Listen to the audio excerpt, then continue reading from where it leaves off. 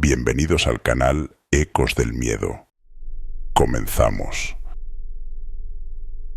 Mi papá trabajó más de 30 años manejando transporte de carga. Conoció gran parte de las carreteras del país, atravesando estados, climas y paisajes que pocos pueden ver desde la soledad del volante. Vivió de todo en la carretera. Cosas buenas, muchas malas y algunas que simplemente no pueden explicarse. Apariciones extrañas, encuentros con lo imposible, historias que nunca quiso contar en voz alta. Pero, sin lugar a dudas, lo más macabro que le ocurrió sucedió una noche en la que, casualmente, no iba solo. En esa ocasión, lo acompañaba mi hermano menor. Apenas tenía 9 años y había soñado con viajar con mi papá desde que tenía memoria. Durante años lo vio partir de madrugada y regresar días después con relatos de caminos interminables, de pueblos perdidos, de luces lejanas en la noche. Siempre quiso ser como él. Así que cuando llegaron las vacaciones de diciembre y se presentó la oportunidad de acompañarlo en un viaje a Coatzacoalcos, no lo dudó. Era su primer viaje en tráiler y estaba emocionado. Pero el camino era largo, más de lo que mi hermano imaginaba. El trayecto fue pesado, lleno de accidentes en la carretera que los hicieron perder tiempo. Para cuando estuvieron cerca de su destino, ya era muy de noche.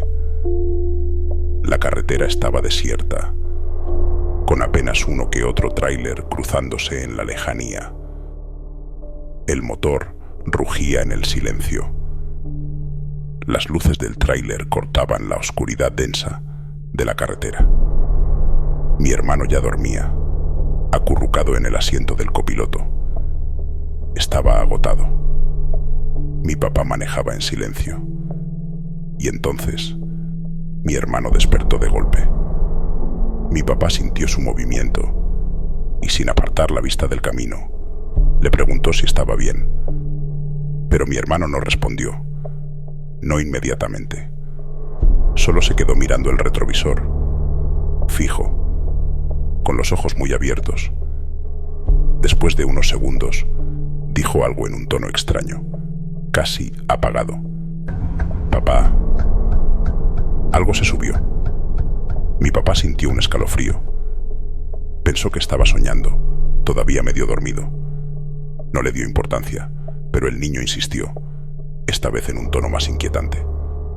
«Papá, hay una señora».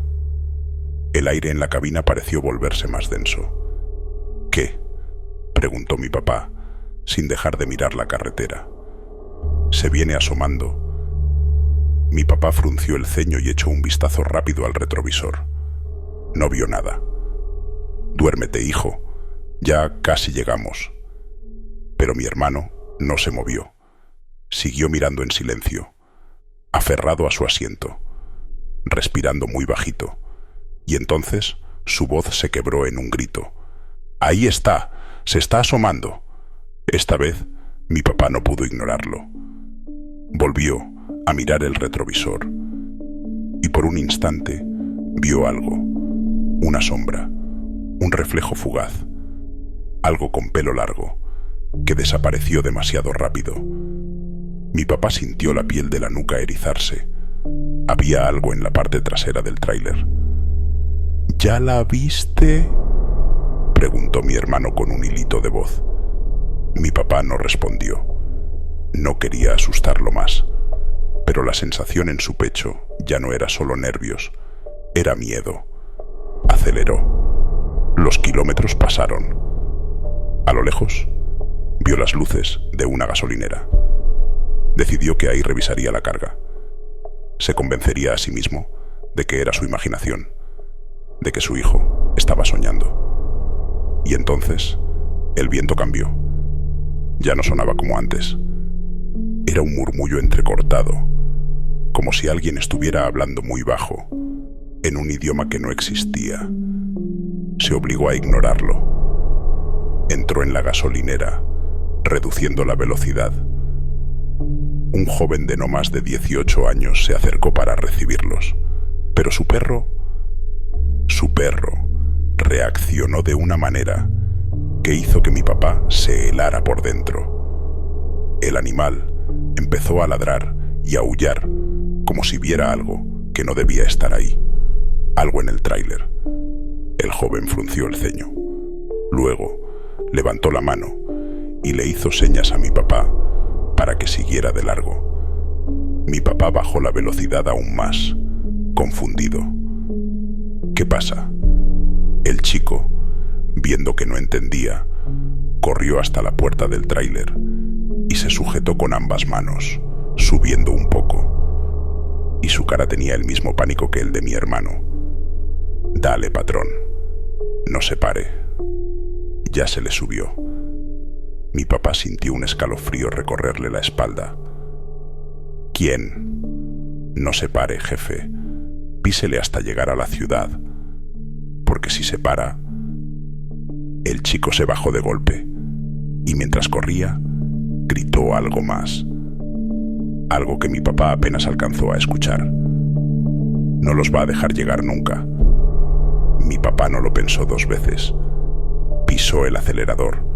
Salió disparado de ahí. No miró atrás. No aflojó la marcha hasta que vio las luces de Coatzacoalcos a lo lejos. Cuando por fin llegó a la base, su corazón seguía golpeando contra su pecho. Bajó sin decir una palabra. Caminó hasta la parte trasera de la caja con una sensación de opresión en el pecho. Encendió la linterna y la luz iluminó el suelo de metal. Y entonces lo vio. Ceniza. Ceniza esparcida en la parte trasera del tráiler, como si algo se hubiera quemado ahí. Los trabajadores que descargaban la mercancía no dijeron nada. Y sí lo notaron, decidieron callarlo. Mi papá tampoco lo mencionó, pero esa noche cambió algo en mi familia. Mi hermano nunca volvió a hablar del tema, nunca volvió a subirse a un tráiler y jamás volvió a mencionar su sueño de ser como mi papá, porque aquella noche, en algún tramo de la carretera, algo subió a su lado, algo que nunca debió estar ahí.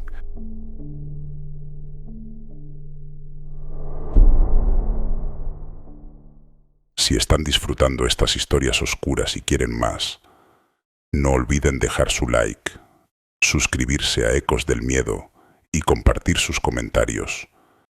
Continuamos.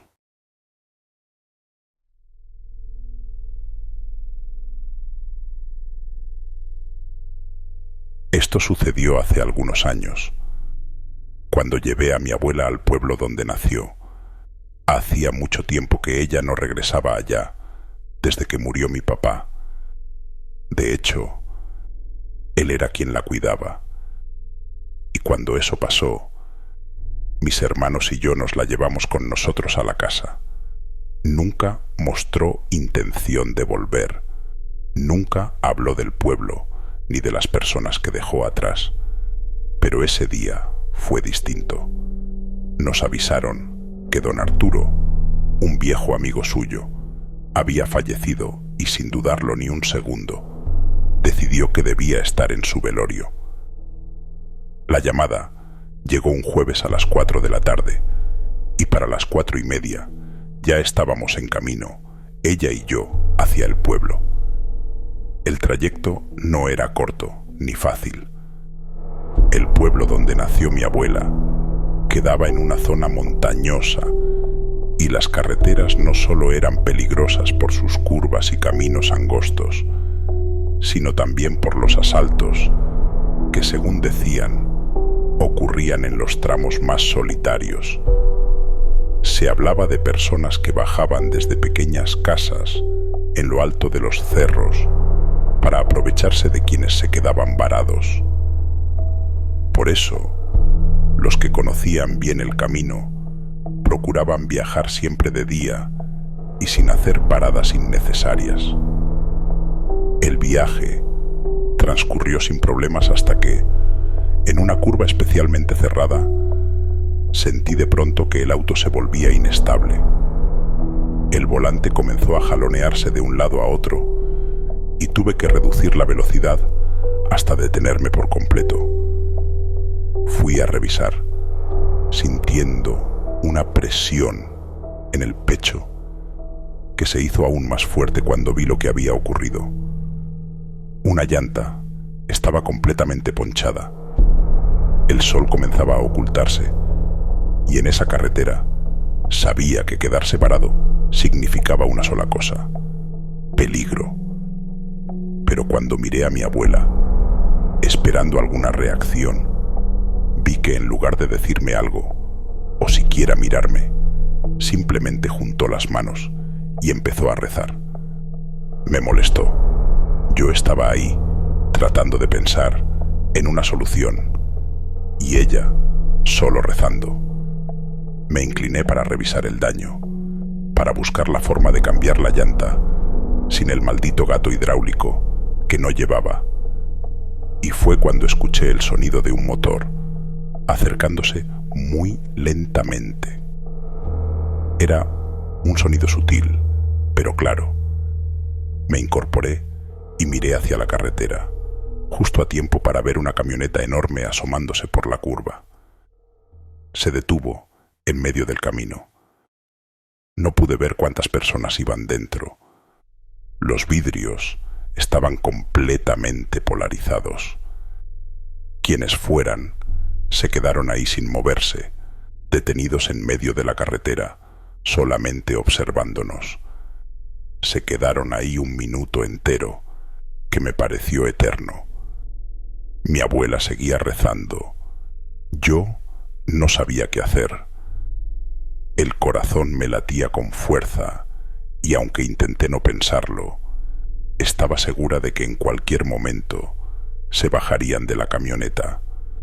No tenía idea de quiénes eran, pero la forma en que nos veían, en que se habían quedado parados ahí, en plena curva, sin ninguna precaución, me decía que no significaba nada bueno.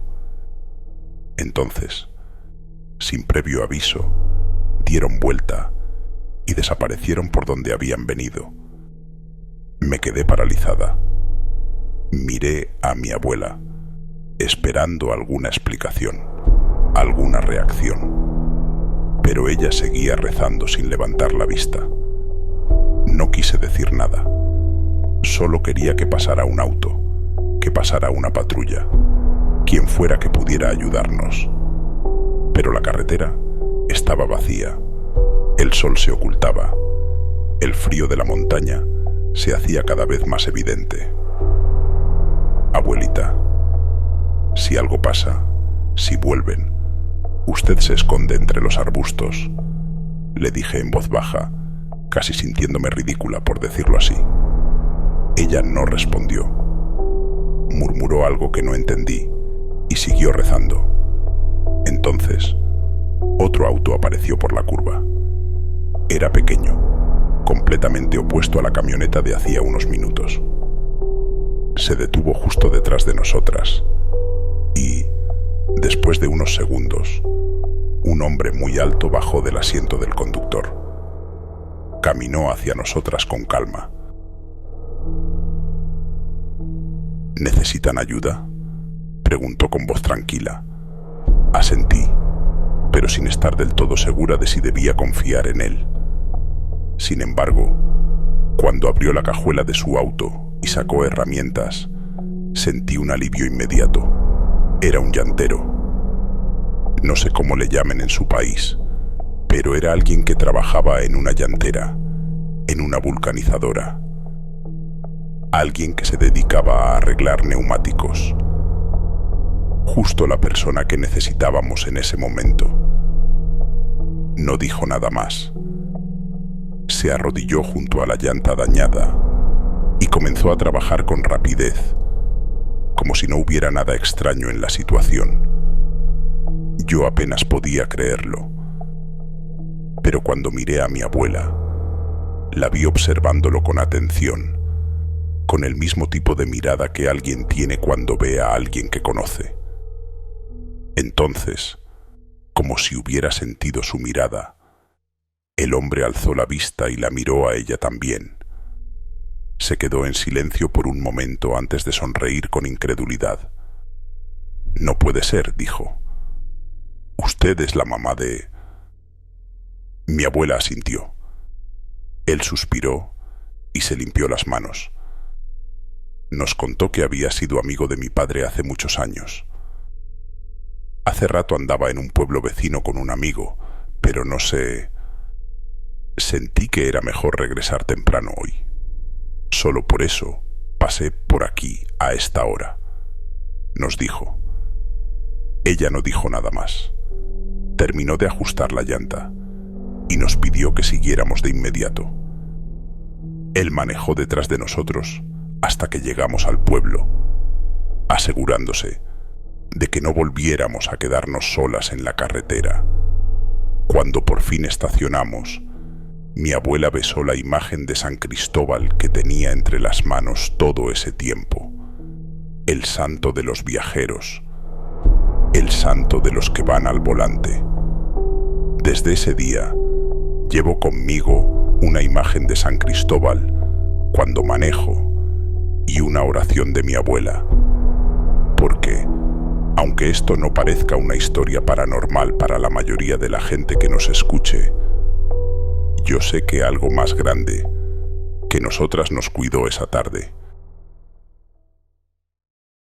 Si están disfrutando estas historias oscuras y quieren más, no olviden dejar su like, suscribirse a Ecos del Miedo. Continuamos.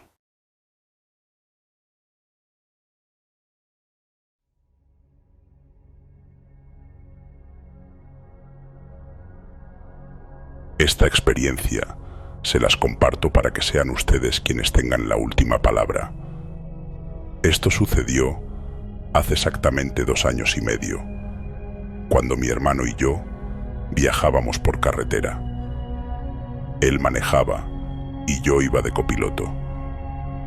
En ese momento aún no tenía licencia, así que solo lo acompañaba en su primer viaje largo sin nuestros padres, simplemente para hacerle compañía y que no se aburriera. Teníamos que ir a la capital del estado para resolver un trámite de su escuela, algo sin demasiada importancia, pero que no podía esperar. El camino de ida fue tranquilo, sin ningún contratiempo, y el regreso parecía ir igual. Íbamos platicando, escuchando música y disfrutando de la carretera solitaria, del sol cálido del atardecer. Entonces llegamos a una pendiente. No era particularmente pronunciada, pero lo suficiente para que el motor tuviera que hacer un poco más de esfuerzo para subir. Nada fuera de lo común, hasta que el carro comenzó a perder fuerza.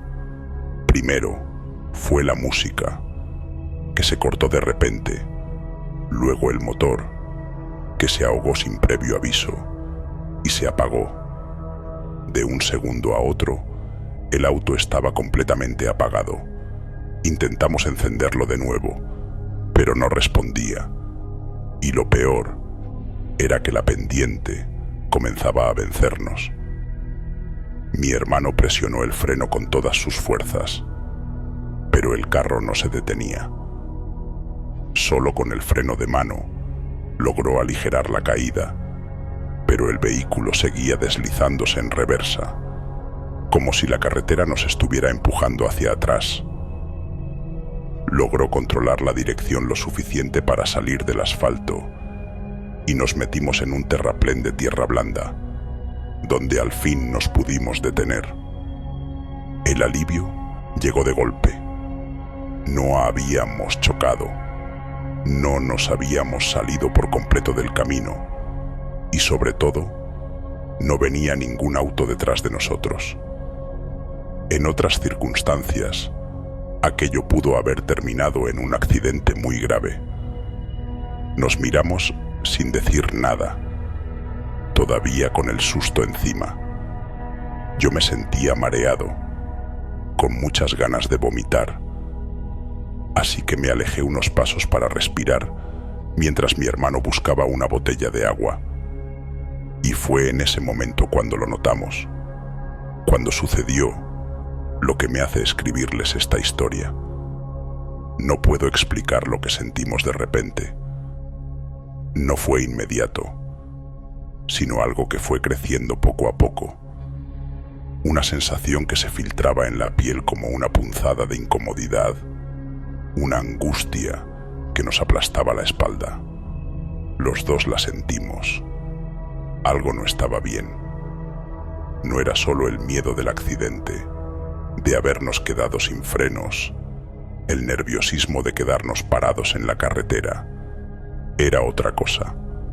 Y entonces, a unos pasos de nosotros, vimos algo, como si nos hablara. Vimos lo que creemos que nos estaba provocando ese sentimiento. A unos 10 o 12 metros del carro, cerca de la orilla del terraplén, había un montículo de tierra que no encajaba con el resto del paisaje.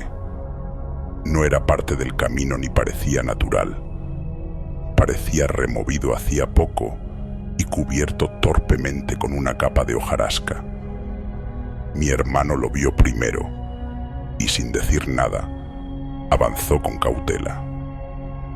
No tenía sentido hacerlo, pero aún así levantó un poco la punta del zapato y apartó algunas hojas secas. No hizo falta más. Debajo de la hojarasca, asomándose entre la tierra suelta, había una mano pálida, muy delgada, inmóvil. Mi hermano no esperó ni un segundo más. Se giró de inmediato y corrió al carro. Yo apenas reaccioné y lo seguí sin pensarlo.